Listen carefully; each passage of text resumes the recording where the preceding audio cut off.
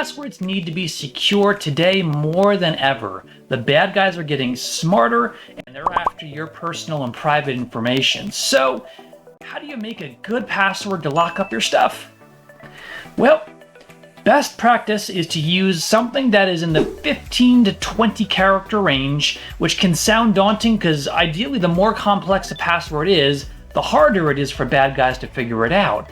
So here's some tips and some best practices that can walk you through that and make it not so painful and less difficult to remember those long passwords. So first of all, recommend using passphrases versus individual words. Don't use information that is commonly known, like your birthday, like your name, like the name of your spouse or your children or your pet puppy.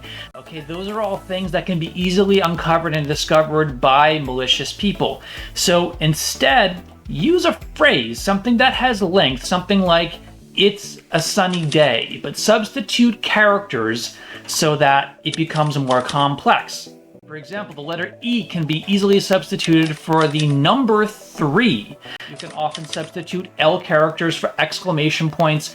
Use special characters wherever you can and wherever it makes sense and it fits within that passphrase. Something that you can commit to memory so you remember the words and you can also remember the nuances that you yourself know. You should never share your password because once it's out in the open, you lose control of it. All right?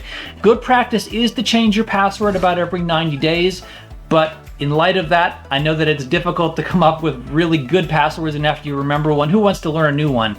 So the more complex and the longer you can make it with a good, strong passphrase with character substitution, the much safer you and your personal information will be.